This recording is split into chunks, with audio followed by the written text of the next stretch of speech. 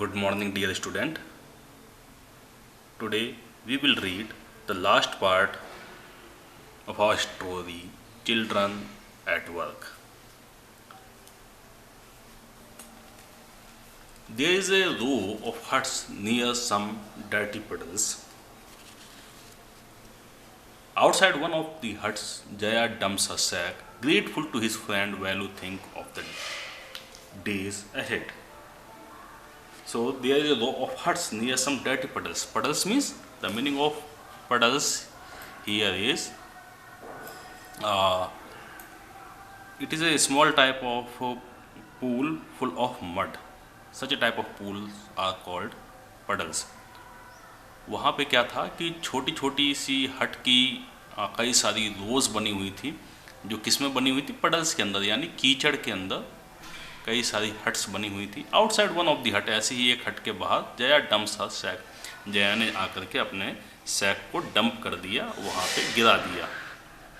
Grateful to his friend Velu thinks of the days ahead, अपने friend के प्रति आभार व्यक्त करते हुए जो वैल्यू है वो आने वाले दिनों के बारे में सोचने लगा. Jaya and Velu walked along the roads for half an hour until they came to a bridge across a dirty trickle of water.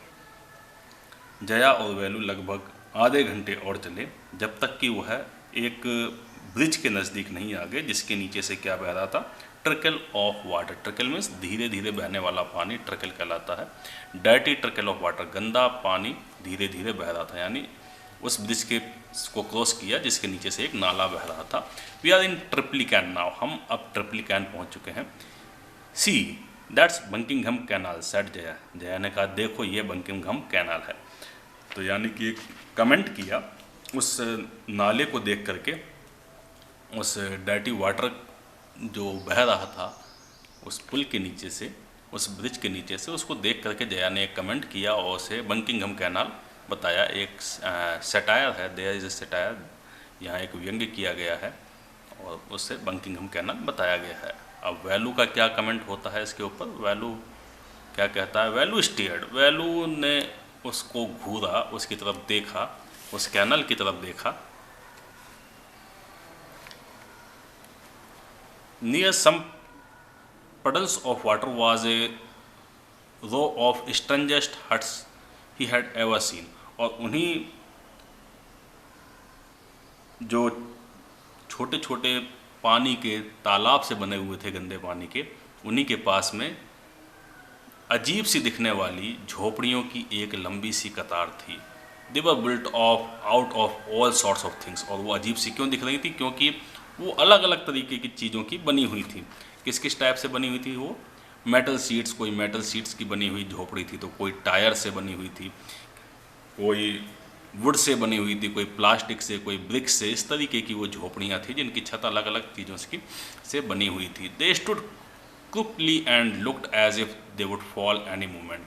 वो बड़ी अजीब सी दिखाई दे रही थी और ऐसा लग रहा था कि किसी भी क्षण नीचे गिर सकती हैं, धराशायी हो सकती हैं. Is this where you live? तब वैलू ने पूछा, क्या यह वह जगह है जहाँ तुम रहती हो?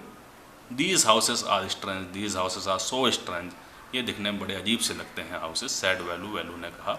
इन our village the houses are made of mud and palm leaves. अब वैलू बताता है कि उसके विलेजेस में जो हाउसेज हैं वो किससे बनते हैं. He is saying that in our village houses are made of mud, mud से बनाए जाते हैं, और पाम लीव से बनाए जाते हैं.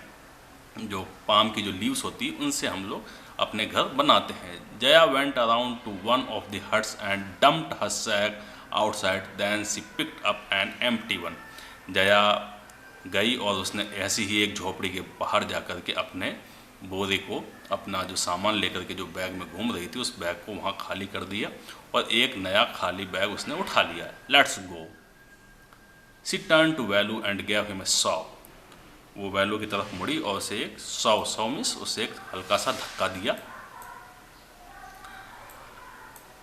Eight least help me now, अब तो कम से कम मेरी मदद करो. Here wear these and come with me, लो इनको पहन लो और मेरे साथ चलो. उसने पहनने के लिए क्या दिया वैलू को? She threw him a pair of old shoes, उसने एक ओल्ड शूज़ का पेयर उसे दिया. Without laces and pushed a sack and a stick into his hands, बिना लेस का एक शूज़ का पेयर उसे पहनने के लिए दिया और उसके पास में एक सैक, उसके पास में एक बैग खाली सरका दिया और एक स्टिक उसके हाथ में उसने पकड़ा दी। Velu was confused, Velu was so much confused by all these things. इन सब चीज़ों को देख करके वेलू बहुत ज़्यादा कन्फ्यूज़ हो गया, उसे ये समझ में नहीं आ रहा था कि उसे अब करना क्या है। What work did she want him to do with these things, इन सब चीज़ों से वो क्या काम करवाना चाहती है। The only work he had ever done was on the land owner's farm, weeding and taking cow at to graze. केवल एक काम वेलू ने अभी तक सीखा था और वह काम वह लैंड ओनर जो उनका था, जो ज़मींदार था, उसके फार्म पर, उसके खेत पर किया करता था। वो काम क्या था? वेडिंग्स। वेडिंग्स यानी जो घास फूस है उसको हटाना, उसको उखाड़ना और काउज़ को ग्रेज के लिए, चराने के लिए लेकर के जाना। यही काम उसने अभी तक सीखा था। Are there any farm in the city, he asked Jaya. उसने जया से पूछा कि there are any farm in the city, and what is the reply of Jaya? Jaya is saying that she laughed and thumped her stick on the ground. वो हंसी और उसने अपनी stick को जोर से ज़मीन पर मारते हुए बोला, farm, there are no farm here, we are rag pickers. यहाँ कोई फार्म नहीं है, न यहाँ कोई फार्मर्स हैं, हम लोग तो सिर्फ रैग पिकर्स हैं। तो जया क्या थी? Jaya was a rag picker, कचरा उठाने वाली थी। Rag pickers, see my sack full of things I collected. इस मेरे बैग को देखो, it is full of things I have collected. जो चीज़ें मैंने कलेक्ट करी थी इनसे ये पूरा का पूरा भरा हुआ। Collected from where? Asked Velu. Velu ने पूछा तुमने कहाँ से कलेक्ट करी ये सारी चीज़ें? From rubbish beans. उसने बताया कचरे के पात्रों से, यानी जहाँ पे कचरा हम डालते हैं वहाँ से इन सब चीज़ों को मैंने कलेक्ट किया है। Where else? और कहाँ से मैं करूँगी? You collect rubbish, do you collect rubbish? Velu को बड़ा आश्चर्य हुआ कि ये कचरा इकट्ठा करते हैं। Velu had never heard of such a thing. Velu ने, क्योंकि उससे पहले कभी ऐसी चीज़ें नहीं सुनी थी। A blockhead, are you confuse now? Jaya is asking to Velu. It's not rubbish, ये रबिश नहीं है, ये बेकार की चीज़ें नहीं है। Only paper, plastic, glass, such things. हम लोग केवल पेपर कलेक्ट करते हैं, प्लास्टिक और ग्लासेस को इकट्ठा करते हैं। We sell it to Jam Bazaar Jaggu. हम इसको जा करके जैम बाजार के जग्गू को सेल कर देते हैं, बेच देते हैं। Velu was puzzled, Velu was so much puzzled now, Velu was so much confuse now. Why was he confuse? Because he never hear about such a type of things.